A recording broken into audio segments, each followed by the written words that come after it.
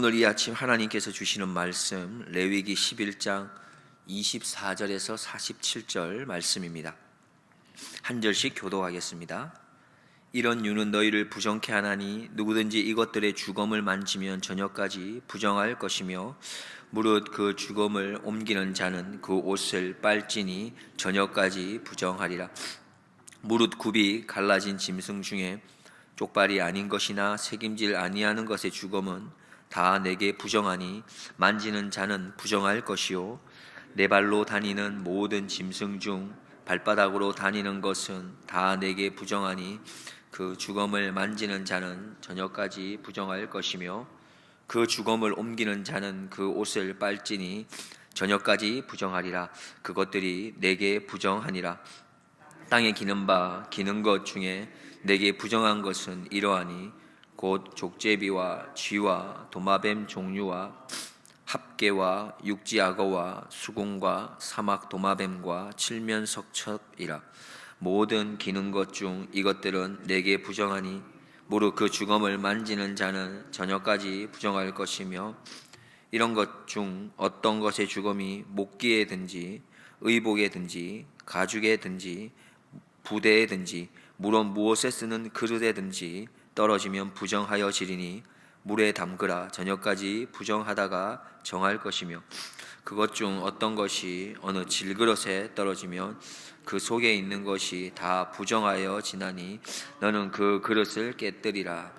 먹을 만한 축축한 식물이 거기 담겼으면 부정하여질 것이요 그 같은 그릇에 마실 만한 마실 것도 부정할 것이며 이런 것의 주검이 물건 위에 떨어지면 그것이 모두 부정하여 지리니 화덕이든지 질탕광이든지 깨뜨려 버리라.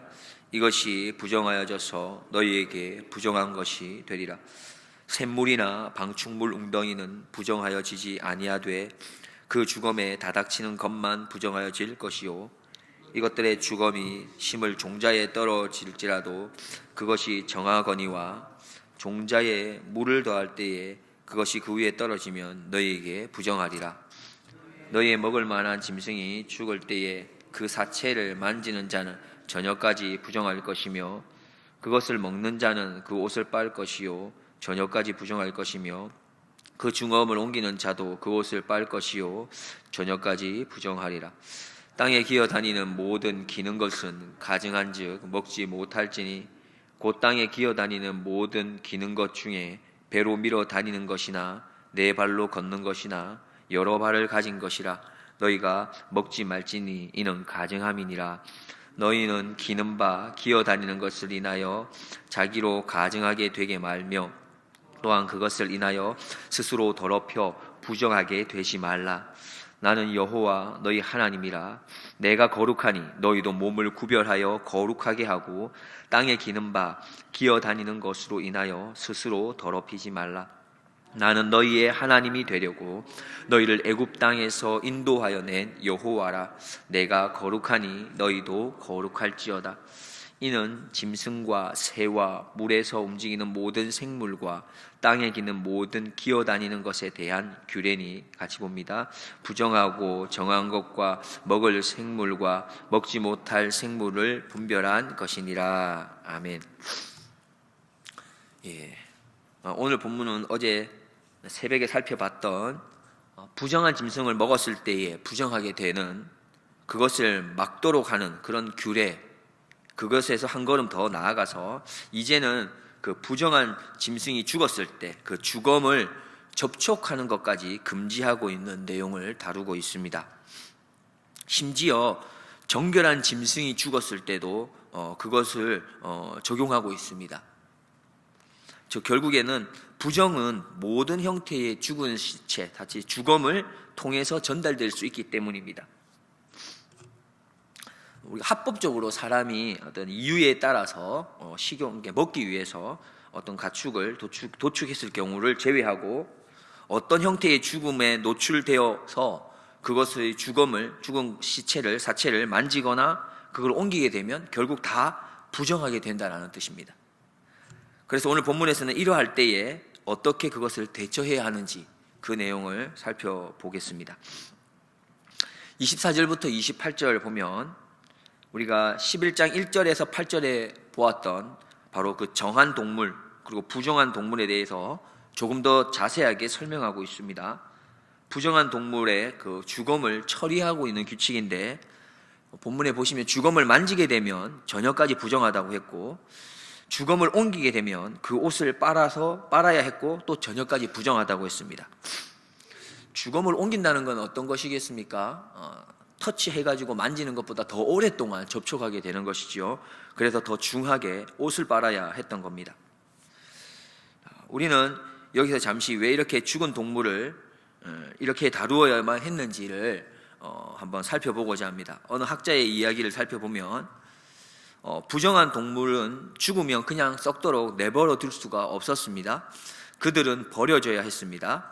그러나 부정한 동물을 처리했던 사람은 그들의 부정함을 씻고 저녁까지 잠시 격리했습니다. 이스라엘 마을에서 죽은 쥐가 발견되면 조심스럽게 신속하게 처리하고, 그 쥐를 처리한 사람은 그 후에 반드시 씻었습니다. 이러한 관행은 질병을 예방하는 데 큰 도움이 되었습니다. 1300년대 흑사병으로 유럽 인구의 4분의 1이 죽었을 때 많은 유대인 공동체는 그들이 이러한 위생적인 규정을 따랐기 때문에 대부분 목숨을 건졌습니다.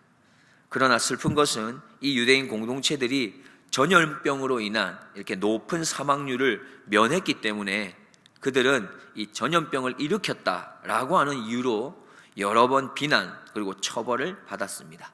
이것들은 기독교 역사의 슬픈 순간들이었습니다. 이렇게 이야기합니다. 29절부터 38절 내용을 살펴보면은 땅에 기는 부정한 짐승에 대한 부정을 이야기하고 있는데, 땅에 기는 파충류나 작은 동물에 대한 이 금령은 우리 앞에서 살펴봤던 다른 짐승들이나 어류나 이런 곤충과는 좀 다르게 규례를 정하고 있는데, 땅에 기는 모든 것들이 다 부정하다 이렇게 말씀하고 있습니다. 여기서 땅에 긴다는 것은 곧 뱀과 유사한 것으로 취급했던 것을 보게 됩니다. 그 당시에 뱀은 악마의 힘을 지닌 것으로 여겨졌기 때문에 뱀처럼 땅에 기는 것들은 다 그렇게 취급한 것이죠. 그런데 여기 보면 비록 족제비나 쥐와 같이 다리로 다닌다고 해도 뱀과 같은 부리로 간주한 것을 볼 수가 있습니다. 이러한 땅에 기는 것 중에서 사체, 다시 말해 주검이 어떤 그릇에 떨어지게 되면 그 그릇은 물에 저녁까지 담그어 두어야 된다고 말씀하고 있고, 그런데 그것이 일반적인 그릇이 아니라 질그릇에 떨어지게 되면 그 속에 무엇이 있었든지 그것이 다 부정하게 될 뿐만 아니라 그 그릇은 깨뜨려야만 됐습니다. 36절에서 38절을 보면 샘물이나 물이 고인 웅덩이는 부정하여지지 아니하되라고 말했습니다. 가정에 있는 기구에 부정한 짐승들이 접촉이 되게 되면 모두 부정하게 되어서 깨뜨리거나 버려야 하지만, 물이 항상 새롭게 나오는 바로 샘이나 새로운 물에 의해서 채워지는 저수지 같은 곳에 떨어지게 됐을 때는 그렇지 않다는 겁니다. 그 이유를 보면 그 물들은 계속해서 이렇게 순환하고 있기 때문이죠. 그래서 더러운 생물들에 의해서 옮겨지는 병이나 부패물들이 제거될 수 있는 것으로 보았기 때문일 겁니다. 39절에서 40절 말씀을 살펴보면 먹을 만한 짐승, 당연히 먹어도 되는 음식을 말하는 것, 짐승을 말합니다. 부정한 짐승이 아닌 것이죠.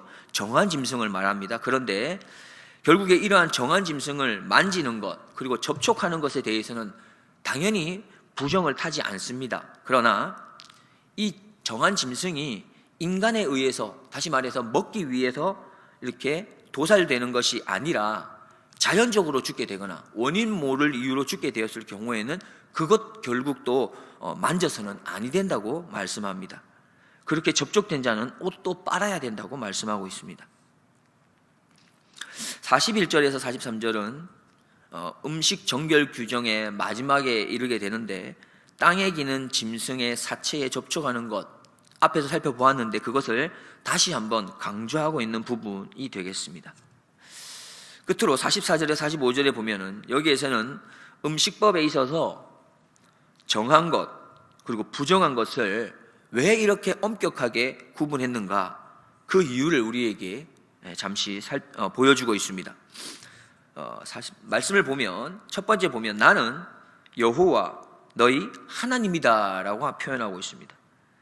나는 여호와 너희 하나님이기 때문임을 말씀하고 있습니다. 두 번째 이유는 내가 거룩하다라는 것이죠. 그래서 너희도 거룩해야 하기 때문에 라고 말씀합니다. 이 두 가지 이유에 의해서 우리에게 하나님께서 이렇게 명령합니다. 스스로 더럽히지 말아라. 이유가 무엇입니까? 우리가 더러워지지 않아야 될 이유를 말씀하는데, 정한 것과 부정한 것을 이렇게 엄격하게 구분해야 할 이유를 말씀하는데 그건 두 가지입니다. 첫째, 나는 여호와 너의 하나님이기 때문이고, 두 번째는 내가 거룩하기 때문에 너희들도 거룩해야 한다고 말씀합니다. 하나님께서 이스라엘 백성에게 말씀하는 겁니다. 내가 너희를 애굽 땅에서 구원해낸 너희 하나님이야 라고 말씀하십니다. 내가 시내산에서 너희에게 율법을 주고 언약 백성으로 삼은 너희 하나님 여호와라고 말씀합니다. 하나님께서 왜 이스라엘 백성들을 애굽에서 건져내시고 왜 시내산에서 하나님의 율법 그것을 주시면서 언약 백성을 삼으셨습니까? 그 이유는 하나님과 같이 거룩하고 구별된 삶을 살라는 것이고 하나님의 친백성이 되도록 하기 위함이라는 말씀입니다. 그래서 이스라엘 백성들은 먹고 마시게 되는 아주 기본적이 되는 이 문제로부터도 스스로 거룩한 나라로서의 부르심을 지켜야 했던 것이죠.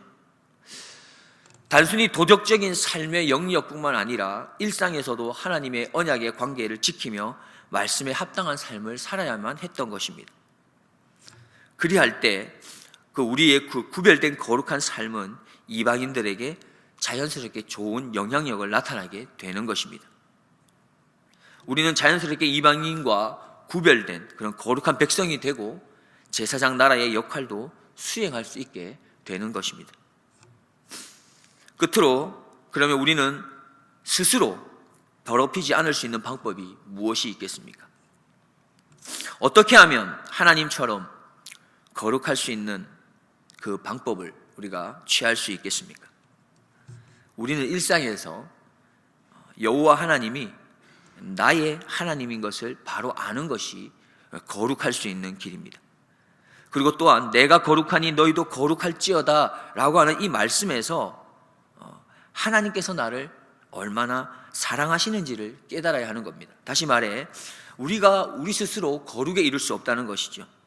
내가 거룩하니 너희도 거룩하라는 말씀에서 내가 그러면 어떻게 하면 거룩할 수 있을까에 초점을 두기보다는 그 거룩하신 하나님께서 나를 얼마나 사랑하셨는지에 초점을 두어야 하는 것입니다. 하나님을 바로 알고 하나님의 나를 향한 사랑의 크기를 바로 알 때 우리의 행동에 거룩함의 열매가 맺어질 수 있는 것입니다. 일상에서부터 우리의 평범한 하루하루의 삶에서부터 우리는 하나님을 풍성히 아는 것에 힘을 써야 합니다. 그리고 또한 우리의 일상의 삶에서 하나님이 나를 얼마나 사랑하고 계시는지를 풍성히 경험해야 하는 것이죠. 그것이 바로 우리를 거룩함으로 인도하는 길이 되는 것입니다. 로마서 8장 28절을 보면 우리가 알거니와 하나님을 사랑하는 자 곧 그의 뜻대로 부르심을 입은 자들에게는 모든 것이 합력하여 선을 이루느니라 말씀하십니다. 하나님을 사랑하는 자, 누가 하나님을 사랑할 수 있습니까? 하나님의 사랑을 입은 자만이 하나님을 사랑할 수 있는 것이죠. 그렇게 하나님을 사랑하는 자는 주님의 뜻대로 부르심을 입은 자에게는 모든 것이 합력하여 선을 이룬다 말씀하십니다. 다시 말해 우리가 하는 모든 것에 있어서 선을 이룰 수 있는 것이고 우리가 하는 모든 것에 있어서 하나님의 거룩하심을 쫓아 거룩함에 이를 수 있다 말씀하는 것이지요. 결국 해답은 그렇습니다. 우리가 하나님을 얼마나 알기를 힘쓰느냐, 그리고 하나님의 사랑을 내가 일상 가운데 얼마나 많이 경험하고 체험하느냐, 거기서부터 우리가 거룩함에 이를 수 있는 한 걸음 한 걸음이 그 열매들이 이루어질 수 있는 것입니다. 기도하겠습니다. 사랑의 하나님 감사합니다. 오늘도 우리에게 하나님을 알아갈 수 있도록 하나님의 사랑을 깨달을 수 있도록 새벽 제단을 쌓을 수 있게 하심을 감사드립니다. 주님, 우리가 주님을 알기를 기뻐하게 하시고 주님을 뜨겁게 사랑하기를 즐거워하게 하시어 부정한 것을 멀리하게 하시고 정결한 것은 가까이 하는 삶을 살게 하옵소서. 세상과 구별된 삶을 살게 하시고 거룩의 삶을 살게 하옵소서. 나의 구원자이시며 죽기까지 나를 사랑하신 예수 그리스도의 이름으로 기도드리옵나이다. 아멘.